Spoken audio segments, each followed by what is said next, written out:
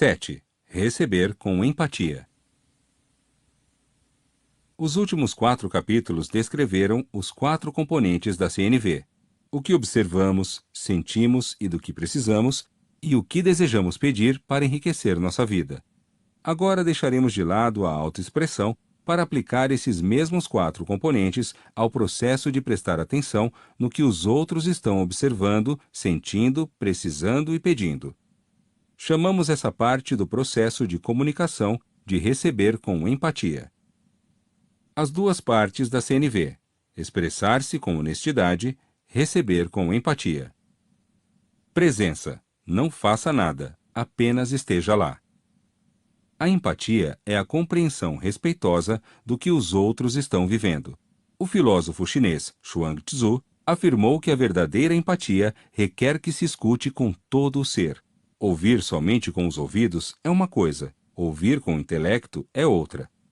Mas ouvir com a alma não se limita a um único sentido, o ouvido ou a mente, por exemplo.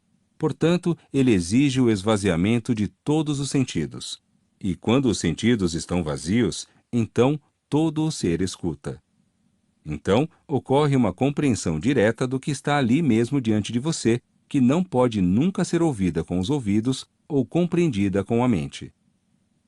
Empatia. Esvaziar a mente e ouvir com todo o nosso ser. Ao nos relacionarmos com os outros, a empatia ocorre somente quando conseguimos nos livrar de todas as ideias preconcebidas e julgamentos a respeito deles. Martin Buber, filósofo israelense nascido na Áustria, descreve essa qualidade de presença que a vida exige de nós. Apesar de todas as semelhanças, cada situação da vida tem, tal como uma criança recém-nascida, um novo rosto, que nunca foi visto antes e nunca será visto novamente. Ela exige de você uma reação que não pode ser preparada de antemão. Ela não requer nada do que já passou. Ela requer presença, responsabilidade. Ela requer você. A presença que a empatia requer não é fácil de manter. A capacidade de dar atenção a alguém que sofre é uma coisa muito rara e difícil. É quase um milagre. É um milagre, afirma a escritora francesa Simone Weil. Quase todos os que pensam ter essa capacidade não a possuem.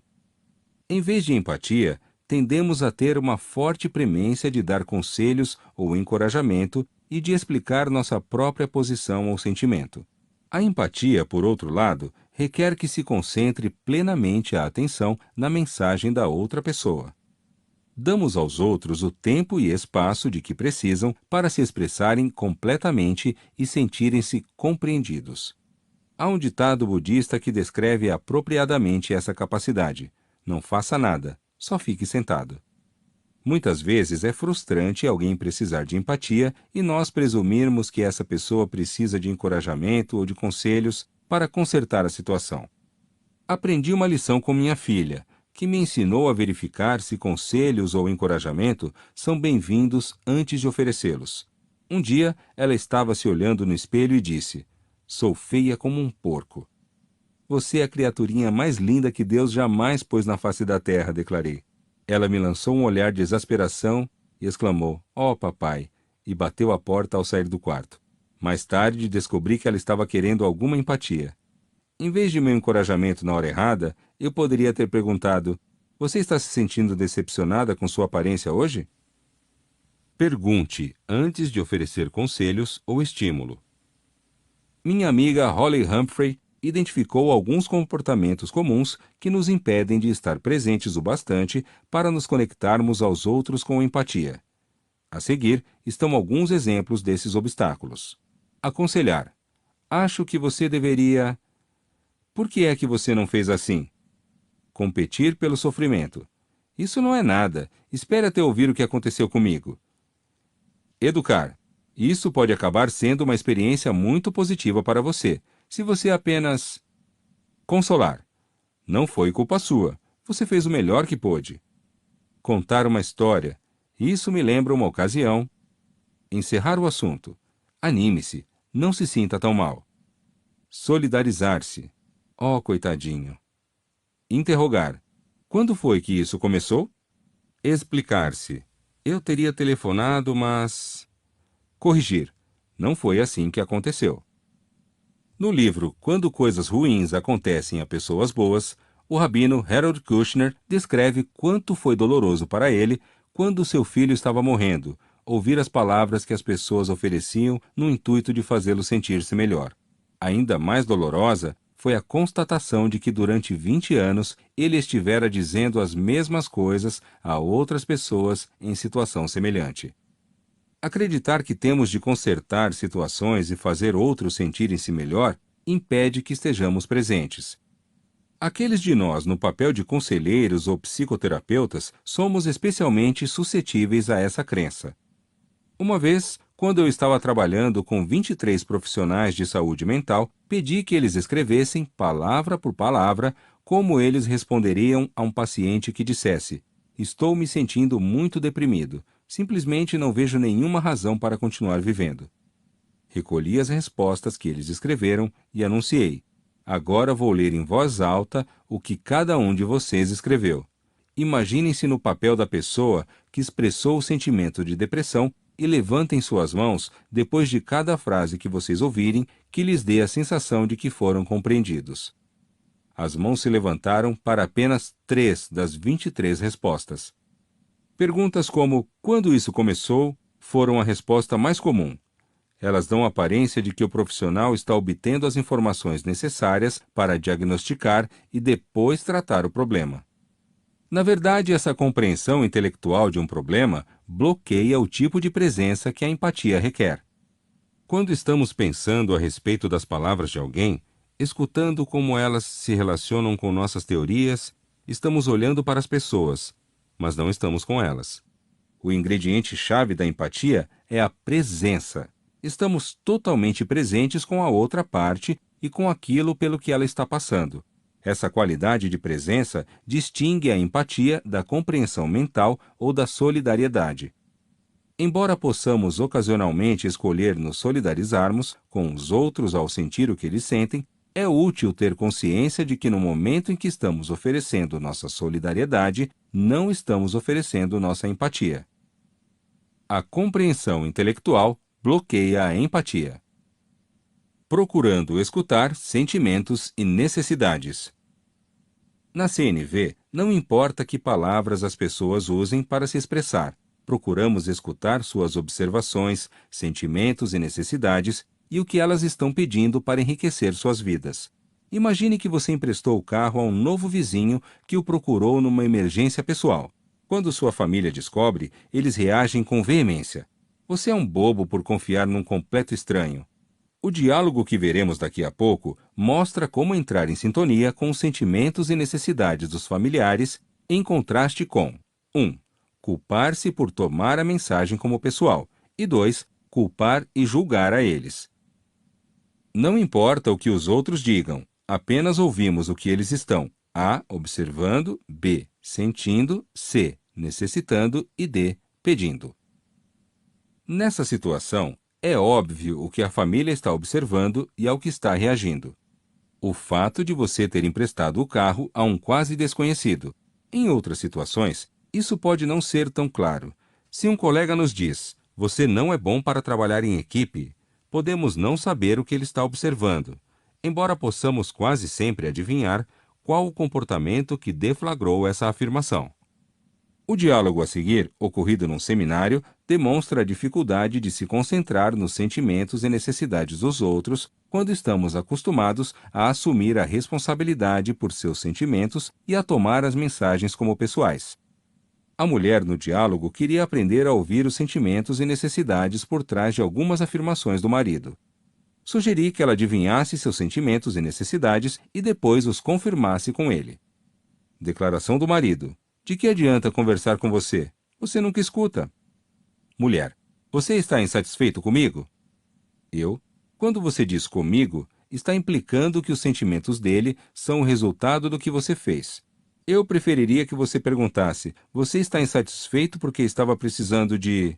e não você está insatisfeito comigo?" Isso concentraria sua atenção no que está acontecendo dentro dele e diminuiria a probabilidade de você tomar a mensagem como pessoal. Mulher: "Mas o que eu poderia dizer? Você está insatisfeito porque você..."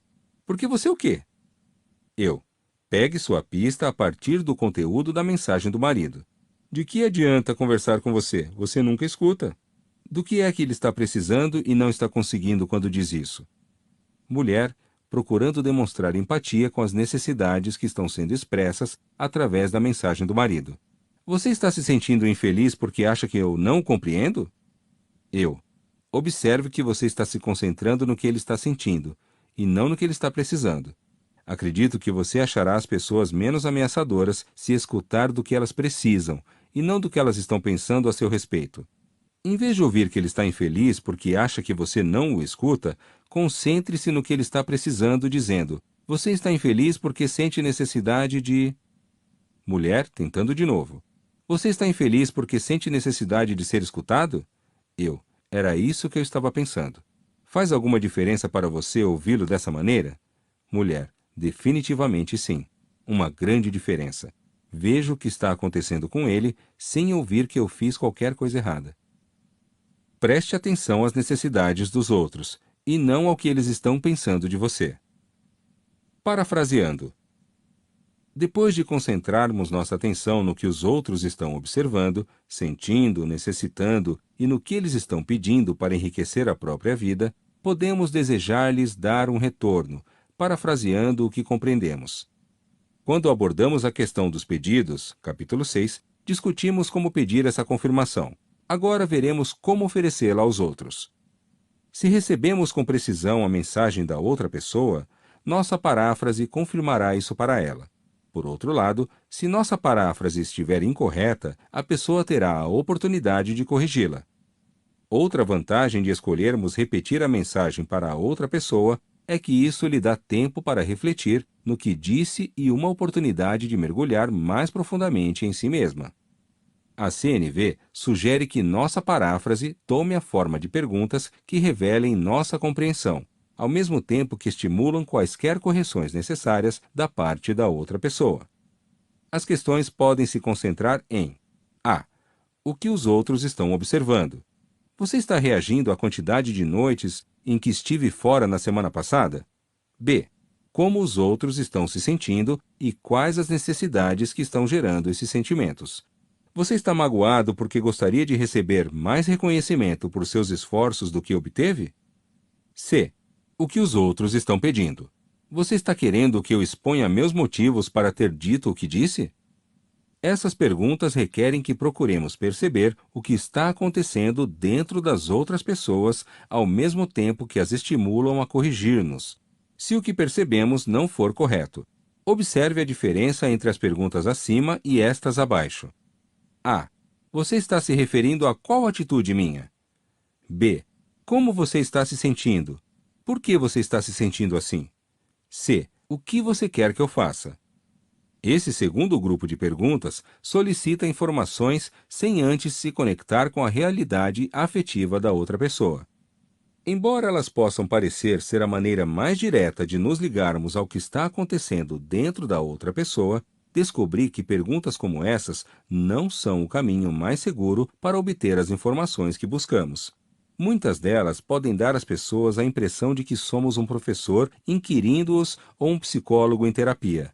Entretanto, se efetivamente decidirmos pedir informações dessa maneira, pude constatar que as pessoas se sentirão mais seguras se primeiro revelarmos os sentimentos e necessidades dentro de nós que estão gerando a pergunta. Assim, em vez de perguntar a alguém o que eu fiz, poderíamos dizer: estou me sentindo frustrado porque gostaria de ser mais claro a respeito daquilo a que você está se referindo. Você estaria disposto a me dizer o que eu fiz para me ver dessa maneira? Embora essa etapa possa não ser necessária, ou mesmo útil, em situações em que nossos sentimentos e necessidades sejam claramente transmitidos pelo contexto ou pelo tom de voz, recomendo-a em especial naqueles momentos em que as perguntas que fazemos são acompanhadas de emoções fortes. Ao solicitar informações, primeiro expresse seus próprios sentimentos e necessidades. Como determinar se uma ocasião requer que repitamos para as pessoas as mensagens que elas nos passam? Certamente, se não temos certeza de que compreendemos a mensagem com exatidão, podemos usar uma paráfrase para provocar uma correção do nosso palpite. Mas, mesmo que estejamos confiantes de que compreendemos nosso interlocutor, podemos sentir que este está esperando uma confirmação de que sua mensagem foi adequadamente recebida. Ele pode até mesmo expressar esse desejo abertamente perguntando: "Está claro?" Ou "Você entendeu o que eu disse?" Nesses momentos, é usual que nosso interlocutor se sinta mais seguro ao ouvir uma paráfrase clara do que um simples "sim, entendi." Por exemplo, logo depois de participar de um treinamento de CNV, uma voluntária de um hospital foi solicitada por algumas enfermeiras a conversar com uma paciente idosa. Já dissemos para essa mulher que ela não está tão doente assim e que ela melhoraria se tomasse seu remédio, mas tudo o que ela faz é ficar sentada no quarto o dia inteiro repetindo: "Quero morrer, quero morrer." A voluntária se aproximou da paciente idosa e, tal como as enfermeiras haviam predito, a encontrou sentada sozinha, sussurrando repetidas vezes: "Quero morrer." "Então a senhora gostaria de morrer?" A voluntária ofereceu sua empatia. Surpresa, a mulher parou sua cantilena e pareceu aliviada. Ela começou a falar sobre como ninguém entendia quando ela se sentia mal. A voluntária continuou repetindo os sentimentos da mulher.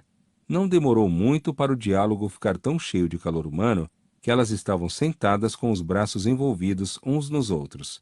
Mais tarde, naquele dia, as enfermeiras perguntaram à voluntária sobre sua fórmula mágica. A paciente havia começado a comer e a tomar o remédio, e aparentemente estava mais animada. Embora as enfermeiras tivessem tentado ajudá-la com conselhos e encorajamento, não foi senão quando de sua interação com a voluntária que ela recebeu aquilo de que verdadeiramente precisava: conexão com outro ser humano que pudesse escutar seu profundo desespero. Não há regras infalíveis com relação a quando se deve parafrasear, mas, de modo geral, é seguro presumir que pessoas que expressam mensagens intensamente emocionais apreciarão nos ouvir repetir o que ouvimos delas. Quando nós mesmos estamos falando, podemos facilitar as coisas para quem nos ouve se demonstrarmos claramente quando queremos ou não que nossos ouvintes confirmem o que nos ouviram dizer. Repita ao interlocutor mensagens emocionalmente carregadas. Há ocasiões em que podemos escolher não repetir verbalmente as afirmações de alguém em respeito a certas normas culturais. Por exemplo, certa vez, um homem chinês participou de um seminário para aprender como escutar os sentimentos e necessidades por trás das falas do pai. Por não suportar as críticas e os ataques que ouvia constantemente do pai, ele tinha horror de visitá-lo e evitava vê-lo por meses a fio. O homem veio me ver 10 anos depois e contou que sua capacidade de escutar os sentimentos e necessidades havia transformado radicalmente o relacionamento com o pai, a ponto de eles agora desfrutarem uma relação próxima e amorosa. Entretanto, embora escute os sentimentos e necessidades do pai, ele não parafraseia o que escuta. "Nunca digo isso em voz alta", explicou. Em nossa cultura, falar diretamente com as pessoas sobre seus sentimentos é algo a que não estão acostumadas. Entretanto, graças ao fato de eu não mais ouvir o que ele diz como um ataque, mas como seus próprios sentimentos e necessidades, nossa relação se tornou maravilhosa. "Então você nunca falará diretamente com ele sobre sentimentos, mas é útil ser capaz de escutá-los?" perguntei. "Não. Agora acho que provavelmente estou pronto", ele respondeu. "Agora que temos um relacionamento tão sólido, se eu lhe disser: 'Papai, gostaria de lhe falar diretamente sobre o que estamos sentindo', acho que ele já poderia estar pronto para isso." Quando verbalizamos o que ouvimos do outro, o tom de voz que utilizamos é muito importante. Quando as pessoas nos ouvem repetir o que disseram, é provável que estejam sensíveis ao menor indício de crítica ou sarcasmo. Da mesma forma, elas são negativamente afetadas por um tom declarativo, que implique que estamos lhes dizendo o que está acontecendo dentro delas. Entretanto, se estivermos conscientemente escutando os sentimentos e necessidades das outras pessoas, nosso tom de voz comunicará que estamos procurando saber se compreendemos corretamente e não alegando que compreendemos.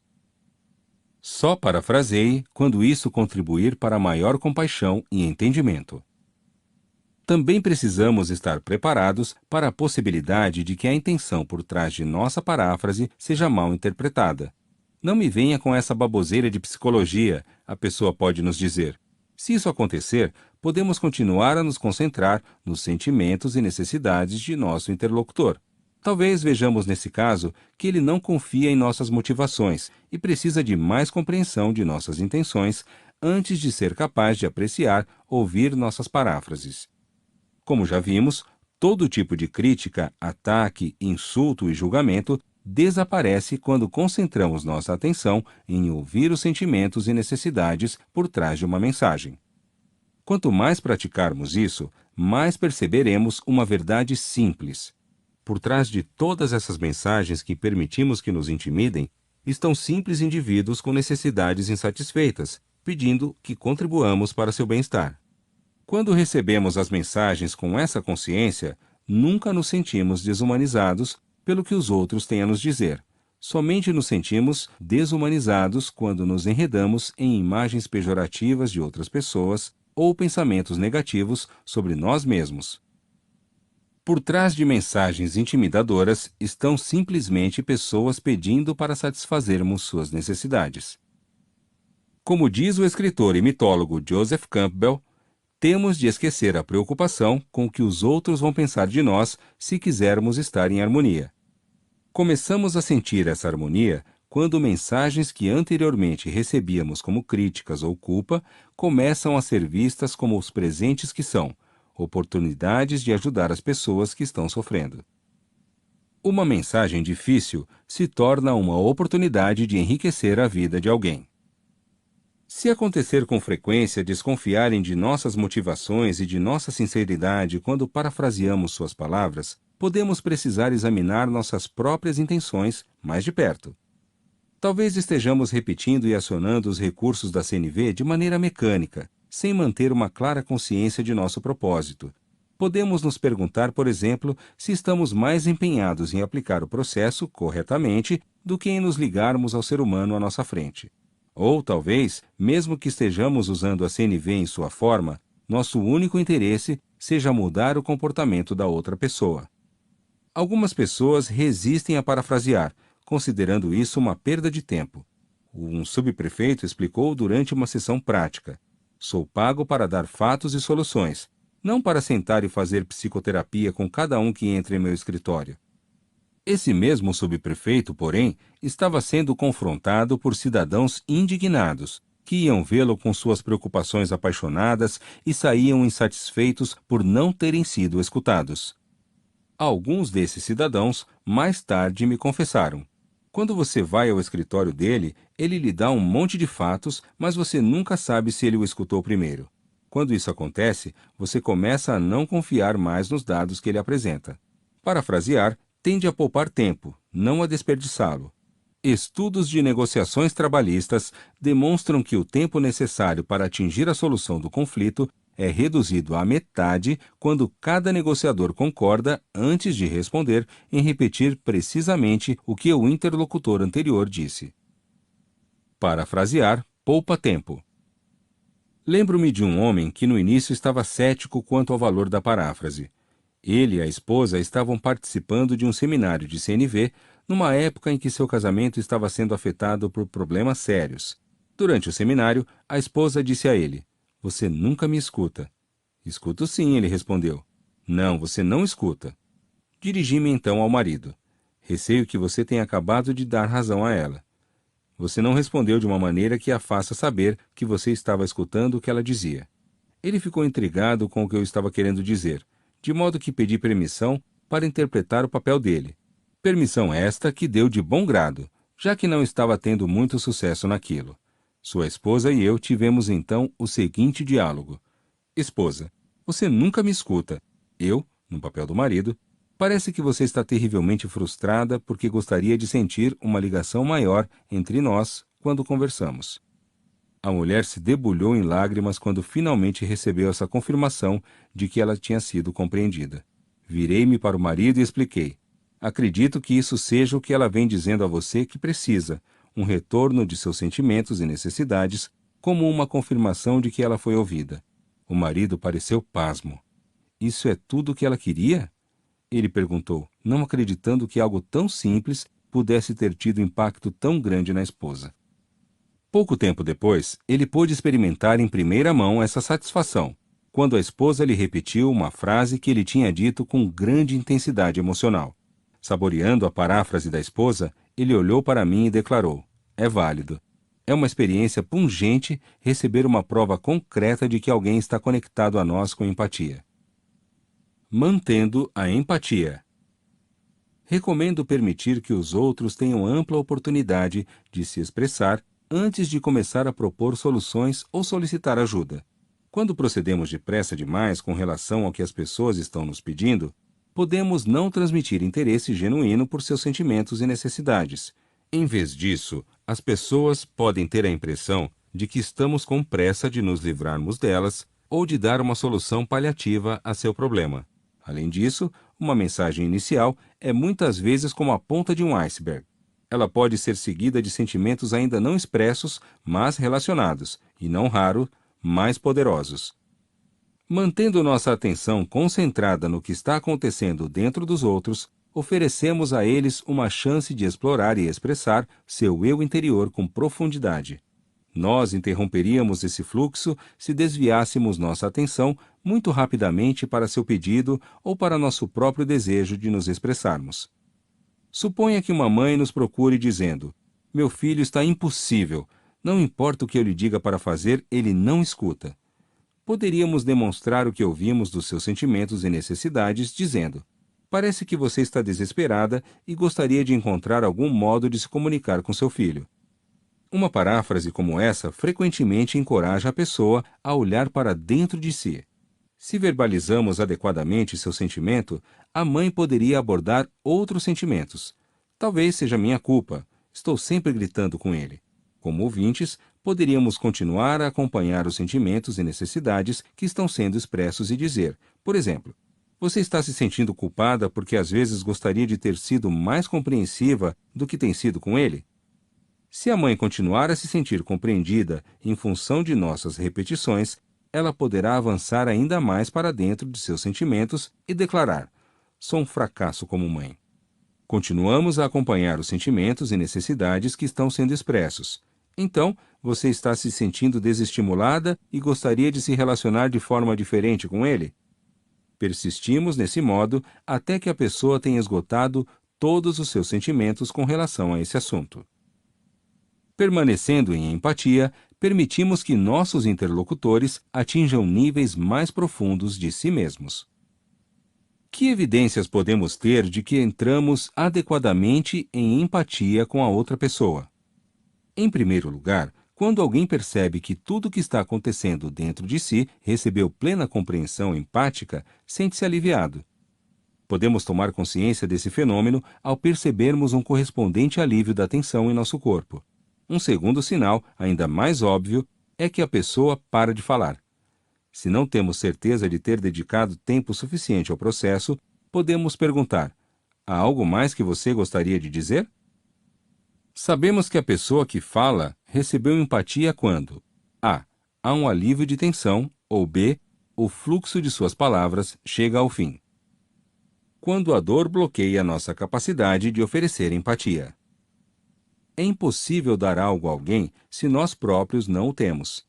Da mesma forma, se não temos a capacidade ou a disposição de oferecer empatia, apesar de nossos esforços, isso é geralmente um sinal de que estamos carentes demais de empatia para podermos oferecê-la aos outros. Às vezes, se reconhecermos abertamente que nosso próprio sofrimento está nos impedindo de responder com empatia, a outra pessoa pode chegar até nós com a empatia de que precisamos. Precisamos de empatia para podermos dar empatia. Em outras ocasiões, pode ser necessário nos equiparmos com alguma empatia emergencial de primeiros socorros, prestando atenção no que está acontecendo conosco com a mesma qualidade de presença e atenção que oferecemos aos outros. Certa vez, o ex-secretário-geral das Nações Unidas, Doug Hammarskjöld, disse: "Quanto mais fielmente você escutar a voz dentro de você, melhor escutará o que está acontecendo do lado de fora." Se nos treinamos para sentir empatia por nós mesmos, frequentemente experimentamos uma liberação natural de energia, que em poucos segundos nos permite estar presentes para o outro. Se isso não acontecer, porém, teremos algumas outras opções. Poderemos gritar, de forma não violenta. Lembro-me de passar 3 dias fazendo mediações entre duas gangues cujos membros estavam se matando uns aos outros. Uma delas se chamava os Egípcios Negros, a outra, Departamento de Polícia de East St. Louis. O placar estava em 2-1, um total de 3 mortos em um mês. Depois de 3 dias tensos tentando reunir esses grupos para se ouvirem e resolverem suas diferenças, eu estava dirigindo para casa e pensando que nunca mais queria estar no meio de um conflito pelo resto de minha vida. A primeira coisa que vi quando entrei pela porta dos fundos foi meus filhos se agarrando numa briga. Eu não tinha energia para lhes oferecer empatia, então gritei de forma não violenta: Ei, estou numa situação de muito sofrimento. Neste momento, eu realmente não quero ter de lidar com a briga de vocês. Só quero um pouco de paz e sossego. Meu filho mais velho, na época com 9 anos, parou de brigar, olhou para mim e perguntou: Você quer conversar sobre isso? Descobri que, se formos capazes de falar de nossos sofrimentos sem máscaras e sem culpar ninguém, até outras pessoas que também estão sofrendo, às vezes são capazes de escutar nossas necessidades.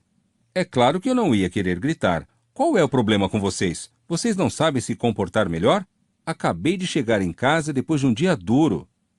Nem tampouco insinuar de forma alguma que a culpa era do comportamento deles. Posso gritar de forma não violenta, chamando a atenção para minhas próprias necessidades desesperadas e meu sofrimento naquele momento. Entretanto, se a outra parte também estiver passando por tal intensidade de sentimentos e não conseguir nem nos escutar, nem nos deixar em paz, o terceiro recurso é nos removermos fisicamente da situação. Damos a nós mesmos o tempo e a oportunidade de conseguir a empatia necessária para voltar com outro estado de espírito. Resumo: a empatia é a compreensão respeitosa do que os outros estão vivenciando. Em vez de oferecermos empatia, muitas vezes sentimos uma forte urgência de dar conselhos ou encorajamento e de explicar nossa própria posição ou nossos sentimentos. Entretanto, a empatia requer que esvaziemos nossa mente e escutemos os outros com a totalidade de nosso ser. Na CNV, não importa quais palavras os outros usem para se expressar, simplesmente prestamos atenção em suas observações, sentimentos, necessidades e pedidos. Podemos então desejar repetir o que ouvimos, parafraseando o que compreendemos.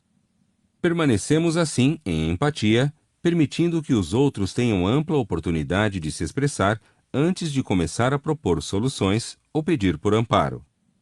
Precisamos sentir empatia para dar empatia. Quando percebemos que estamos sendo defensivos ou incapazes de oferecer empatia, precisamos a. Parar, respirar, sentir empatia por nós mesmos ou b. Gritar de modo não violento ou c. Dar-nos um tempo. A CNV em ação. Uma esposa se conecta ao marido agonizante. Um paciente acabou de ser diagnosticado num estágio adiantado de câncer do pulmão. A cena a seguir, em sua casa, envolve uma enfermeira visitante, o paciente e sua esposa, e representa uma última oportunidade para que ele se conecte emocionalmente à esposa e discuta sua morte antes de ser internado no hospital. A esposa começa a conversa com a enfermeira, reclamando sobre a fisioterapeuta que fazia parte da equipe de cuidados domésticos designada para cuidar de seu marido. Esposa: Ela é má fisioterapeuta. Enfermeira: Escutando com empatia o que a mulher está sentindo e desejando. Você está aborrecida e querendo ver outra qualidade nos cuidados com seu marido? Esposa: Ela não faz nada. Ela o fez parar de andar quando o pulso acelerou. Enfermeira: Continuando a escutar os sentimentos e necessidades da mulher. É porque você quer que seu marido melhore e tem medo de que ele não se fortaleça se a fisioterapeuta não forçá-lo? Esposa, começando a chorar: Sim, estou com tanto medo. Enfermeira: Você está com medo de perdê-lo? Esposa: Sim, estivemos juntos por tanto tempo. Enfermeira, escutando outros sentimentos por trás do medo. Você está preocupada com como você se sentirá se ele morrer? Esposa: Eu simplesmente não consigo imaginar como vou viver sem ele. Ele sempre esteve ao meu lado para me amparar. Sempre. Enfermeira: Então você fica triste quando pensa em viver sem ele? Esposa: Para mim, não há mais ninguém senão ele. Ele é tudo que tenho, sabe? Minha filha nem fala comigo. Enfermeira. Parece que você se sente frustrada quando você pensa em sua filha porque gostaria de ter tido uma relação diferente com ela. Esposa. Eu gostaria de ter tido, mas ela é uma pessoa tão egoísta. Nem sei por que me dei ao trabalho de ter filhos. De que me adianta isso agora? Enfermeira. Está me parecendo que você pode estar com um pouco de raiva e desapontada porque desejaria ter mais apoio da família durante a doença de seu marido. Esposa. Sim, ele está tão doente. Não sei como vou conseguir sobreviver a isso sozinha. Não tenho ninguém, nem mesmo para conversar, exceto você aqui, agora. Nem mesmo ele fala sobre isso. Olhe para ele. O marido continua quieto e impassível. Ele não diz nada. Enfermeira. Você está triste, desejando que vocês dois pudessem apoiar um ao outro e sentir-se mais ligados? Esposa. Sim. Ela faz uma pausa e depois faz um pedido. Converse com ele do jeito que você conversa comigo. Enfermeira, desejando compreender claramente a necessidade que está sendo expressa por trás do pedido da mulher. Você está querendo que ele seja escutado de uma maneira que o ajude a expressar o que está sentindo? Esposa, sim, sim, é exatamente isso. Quero que ele se sinta à vontade para falar e quero saber o que ele está sentindo. Usando o palpite da enfermeira, a mulher consegue primeiro tomar consciência do que queria e depois encontrar as palavras para articulá-lo. Esse é um momento chave. Muitas vezes é difícil para as pessoas identificar o que elas querem numa situação, muito embora possam parecer que não querem. Vemos como um pedido claro: converse com ele do jeito que você conversa comigo. É um presente que dá a outra pessoa condições de ajudar. A enfermeira agora é capaz de agir de maneira que ela sabe estar em harmonia com os desejos da mulher. Isso altera a atmosfera do quarto, pois a enfermeira e a mulher agora trabalham juntas e ambas com compaixão. Enfermeira, virando-se para o marido. Como você se sente quando ouve o que sua esposa me disse? Marido, eu realmente a amo. Enfermeira, você está contente de ter uma oportunidade de conversar com ela sobre isso? Marido, sim. Precisamos conversar sobre isso. Enfermeira, você estaria disposto a dizer como se sente a respeito do câncer? Marido, após breve silêncio. Não muito bem. As palavras bem e mal são comumente usadas para descrever sentimentos quando as pessoas ainda não conseguiram identificar a emoção específica que estão sentindo. Expressar seus sentimentos mais precisamente o ajudaria a estabelecer a conexão emocional que ele está buscando com a esposa. Enfermeira, encorajando-o a tentar ser mais preciso. Você tem medo de morrer? Marido, não, não é medo. Perceba como o palpite incorreto da enfermeira não atrapalha o fluxo contínuo de diálogo. Enfermeira, você sente raiva de morrer? Por esse paciente não ser capaz de verbalizar suas experiências internas com facilidade, a enfermeira continua a lhe dar apoio no processo. Marido, não, raiva não. Enfermeira, nesse ponto, depois de 2 palpites incorretos, ela decide expressar os próprios sentimentos. Bem, agora estou curiosa quanto ao que você pode estar sentindo, e imagino se você poderia me contar. Marido, acho que estou pensando em como ela vai se cuidar sem mim. Enfermeira, ah, você está preocupado com que ela tenha dificuldade de viver bem sem você? Marido, sim, estou preocupado com que ela sinta minha falta. Enfermeira, consciente de que pacientes terminais muitas vezes se agarram à vida por preocupação com aqueles que estão deixando para trás. Esses pacientes muitas vezes precisam de uma garantia de que seus entes queridos conseguem aceitar sua morte antes de se permitirem ir embora. Você gostaria de ouvir como sua esposa se sente quando você diz isso? Marido, sim. Nesse ponto, a esposa se junta à conversa. Ainda na presença da enfermeira, os dois começam a se expressar abertamente um ao outro. Nesse diálogo, a esposa começa com uma reclamação sobre a fisioterapeuta. Porém, depois de uma conversa na qual ela se sente recebida com empatia, é capaz de estabelecer que o que realmente busca é uma conexão mais profunda com o marido durante esse momento crítico da vida. Exercício 5. Diferenciando receber com empatia de receber sem empatia. Se você gostaria de fazer um exercício para verificar se nos comunicamos adequadamente a respeito da empatia, faça um círculo ao redor do número em frente de cada diálogo abaixo em que a pessoa B está respondendo com empatia ao que está acontecendo com a pessoa A. 1. Pessoa A.